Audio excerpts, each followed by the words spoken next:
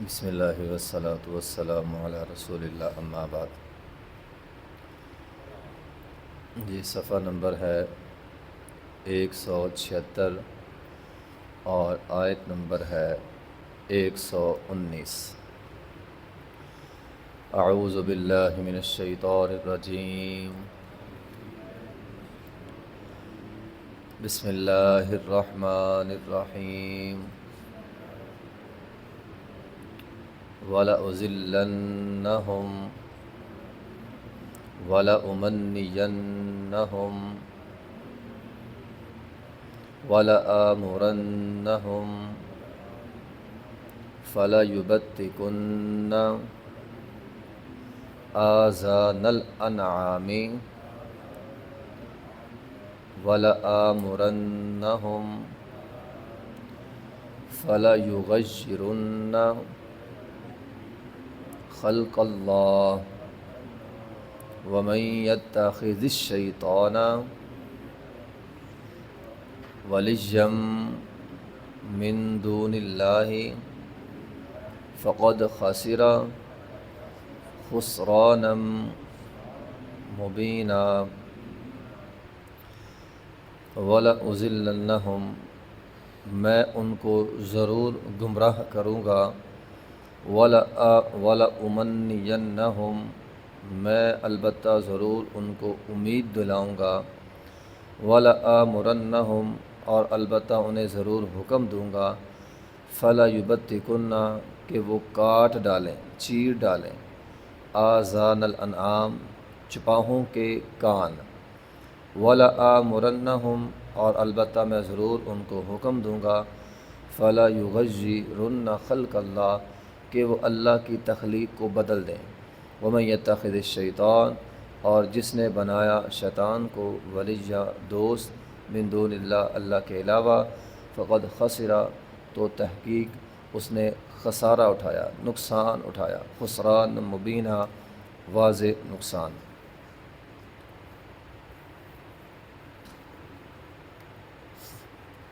بات ہو رہی تھی شیطان کی۔ شیطان نے اللہ سے کہا تھا کہ میں ضرور ابن آدم کو گمراہ کروں گا، وَلَأُذِلَّنَّهُمْ، شیطان نے کہا کہ میں انہیں ضرور گمراہ کروں گا۔ شیطان انسان کو گمراہ کرتا ہے، اور خاص طور پہ فرمایا وَلَأُمَنِّيَنَّهُمْ، امید دلانا، جھوٹی امیدیں دلانا۔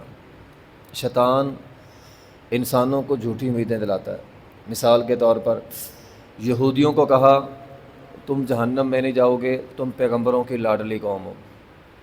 قرآن میں ہے، وہ کہا کرتے تھے وَقَالُوا لَن تَمَسَّنَا النَّارُ، ہمیں آگ نہیں چھوئے گی، ہم جہنم میں جانا ہی نہیں، ہم نے جو مرضی کریں جہنم میں ہم نہیں جائیں گے۔ عیسائیوں کو شیطان نے کہا عیسیٰ علیہ السلام تمہاری طرف سے سولی چڑھ گئے، اب جو مرضی کرو تمہارے گناہ معاف۔ مسلمانوں میں سے بہت سارے مسلمان، ایک بہت بڑی تعداد ایسی مسلمانوں کی ہے جو آج بھی بزرگوں کے نام پہ امیدوں پر بیٹھے ہوئے ہیں، فلاں بزرگ کے لڑ لگ جاؤ کل قیامت کے دن جنت میں چلے جائیں گے، بس جو مرضی کریں، نماز روزے کی فکر نہیں ہے، عبادات کی فکر نہیں ہے، ذکر و اذکار کی فکر نہیں ہے، بس فلاں بزرگ کے لڑ لگ جاؤ وہ جنت میں لے جائے گا۔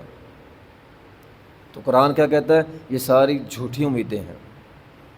نبی علیہ السلام اپنی بیٹی، اب کائنات میں نبی علیہ السلام کی ذات سے بڑھ کر کوئی ذات نہیں ہے، آپ اپنی بیٹی کو کہہ رہے ہیں اے بیٹی فاطمہ کہیں اس وہم میں مت رہنا کہ تیرا بابا پیغمبر ہے تجھے چھڑا لے گا کل قیامت کے دن۔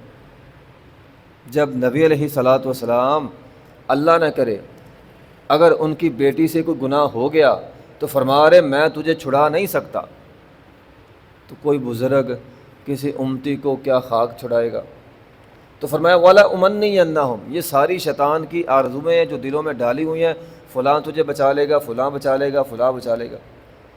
ہمارے ہاں تو ایک لمبی لائن ہے سفارشی لوگوں کی، فلاں میری سفارش کرے گا۔ بعض لوگ کہتے ہیں نبی علیہ السلام نے سفارش کر دینی ہے بس جنت ہماری ہے، ہمیں عبادت کرنے کی ضرورت ہی نہیں ہے، سفارش ہو جانی ہماری۔ تو ایسی باتیں نہیں ہیں۔ کل قیامت کے دن بچے گا وہی جو نیک عمل کرے گا۔ فرمایا تھا اے فاطمہ رضی اللہ تعالیٰ عنہا، اگر جنت میں جانا ہے تو نیک عمل کرنے ہیں، تو یہی حکم ہمارے لیے، اگر جنت میں جانا ہے تو نیک عمل کرنے، محض سفارشیں انسان کو جنت میں لے کر نہیں جائیں گی۔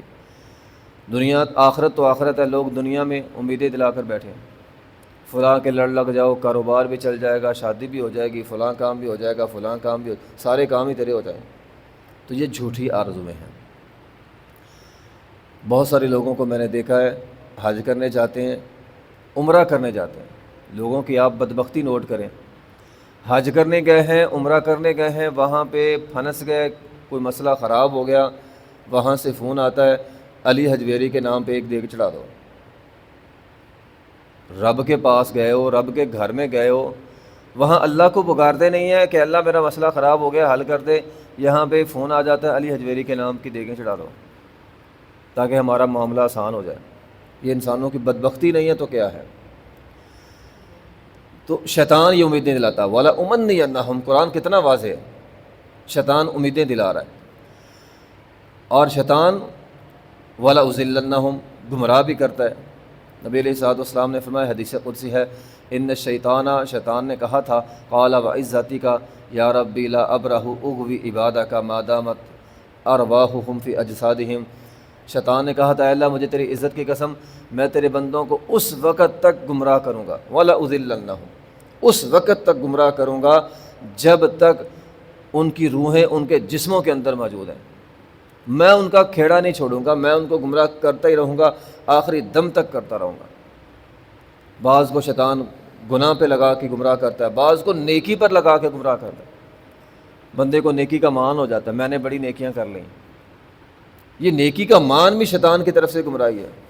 میں نے بہت بڑی صدقہ کر لیا، میں نے زکوٰۃ دے لیا، عید آ رہی ہے، میں بہت بڑا جانور کر لیا میں نے، تو یہ جو نیکی کے اندر ریاکاری ہے یہ شیطان کی طرف سے آ جاتی ہے۔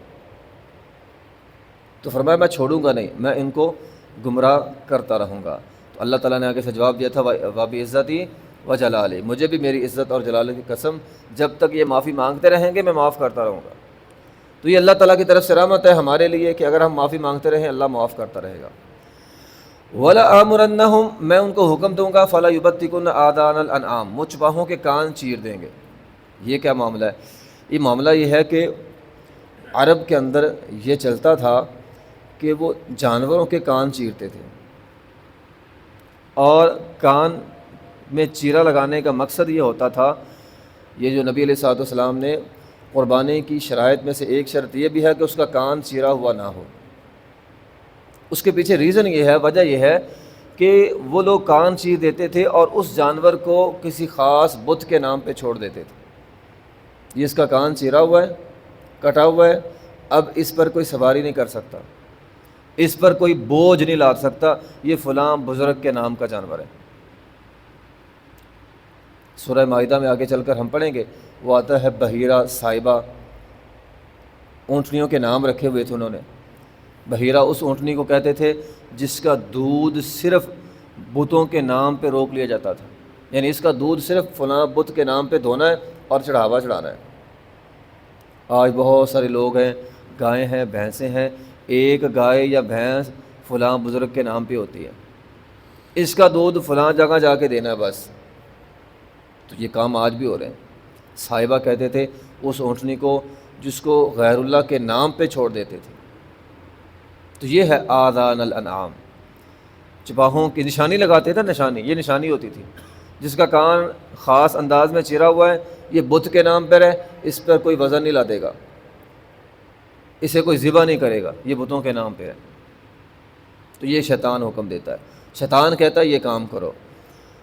وَلَآمُرَنَّهُمْ، اور شیطان کیا کہتا ہے؟ وَلَآمُرَنَّهُمْ، شیطان ان کو حکم دیتا ہے، فَلَيُغَيِّرَنَّ خَلْقَ اللَّهِ، یہ بہت بات ہے، یہ بہت بڑی بات ہے۔ شیطان انہیں حکم دیتا ہے اللہ کی تخلیق بدلو۔ آپ اندازہ لگائیں اس جملے میں کتنے لوگ آ گئے، اس جملے میں ہر وہ بندہ آ گیا جو انسانی تخلیق بدلتا ہے، کسی بھی ذریعے سے ہو۔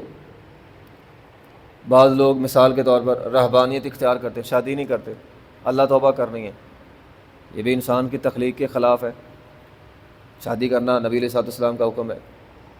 بعض لوگ قوم لوط والا فعل کرتے ہیں، یہ بھی اللہ کی تخلیق کو بدلنا ہے۔ پھر اس کے اندر ساری باتیں آ گئیں۔ بعض لوگوں کو دیکھا ہے مرد اس وجہ سے خصی ہو جاتے ہیں کہ انہیں شادی نہ کرنی پڑے، یہ اللہ کی تخلیق کو بدلنا ہے۔ ہجڑے بن جاتے ہیں کمائی کے لیے۔ اب کمائی کے لیے ہجڑا بننا یہ اللہ کی تخلیق بدلنا۔ اللہ نے تجھے مرد بنایا تو ہجڑا بن گیا، اللہ نے عورت بنائی تھی صحیح، ہجڑا بن گیا۔ اپنے اعضاء کا آپریشن کروا رہے ہیں ہجڑا بننے کے لیے، عورتوں کو بانجھ بنایا جا رہا ہے۔ اب عورتوں کو بانجھ بنانا یا آپریشن کے لیے اولاد کا راستہ روکنا یہ اللہ کی تخلیق کو بدلنا ہے۔ یہ چھوٹا کام نہیں۔ ہاں البتہ ڈاکٹری اعتبار سے کسی عورت کو واقعی جان کا مسئلہ ہے، اس کی وہ مجبوری ہے، وہ بچوں کا راستہ روک سکتے ہیں، لیکن مجبوری کوئی نہیں۔ آپریشن کیا، سارا کچھ ختم کروا دیا، یہ فلا یغیرن خلق اللہ، یہ اللہ کی تخلیق کو بدلنا ہے، یہ چھوٹا گناہ نہیں ہے۔ اور پھر ہمارے ہاں مرد اور عورتیں دونوں اس کام میں شامل ہیں، خاص طور پہ عورتیں لیکن مرد بھی شامل ہے۔ کیا ہے؟ خوبصورتی کے لیے کیا کچھ کرتی ہیں۔ اب تو ایسا میک اپ ہے، نیرا ہی دھوکہ ہے۔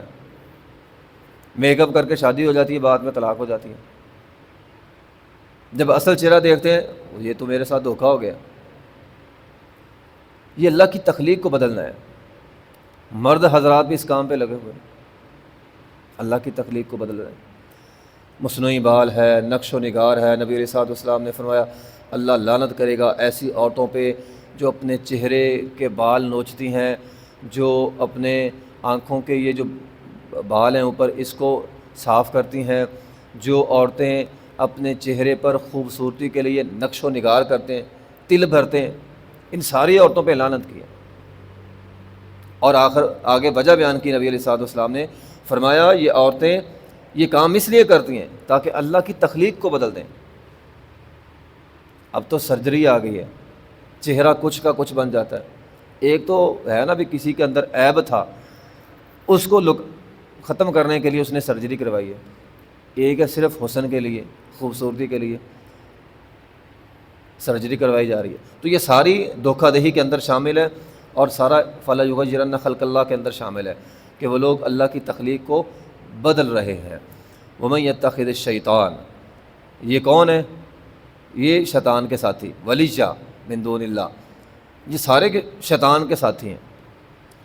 جو غیر اللہ کے نام پہ جانور چھوڑنے والے ہیں، یا غیر اللہ کے نام پہ کام کرنے والے ہیں، یا جو اللہ کی تخلیق کو بدلنے والے ہیں، یہ سارے وہ لوگ ہیں جو شیطان کے دوست ہیں۔ فقد خسر خسرانا مبینا، اور شیطان کی دوستی اچھی بات نہیں ہے۔ شیطان کی دوستی سراسر گھاٹے کا سودا ہے، اچھا سودا نہیں ہے۔ کل قیامت کا دن ہوگا، انی کفرت بما اشرکتمونی من قبل، شیطان بری و ذمہ ہو جائے گا، کہے گا اللہ میں نے کچھ نہیں کیا، یہ خود گمراہ ہوئے ہیں، میں ان سے بری، یہ مجھ سے بری ہو گئے۔ تو شیطان دھوکے کا نام ہے، شیطان انسان کو پھسلاتا ہے، اس لیے شیطان کے پھسلاوے میں آ کے نہ بندہ شرک کرے، نہ کوئی بھی ایسا کام کرے جس سے اللہ کی تخلیق بدلتی ہو، یہ حرام ہے۔ وآخر دعوانا الحمدللہ رب العالمین۔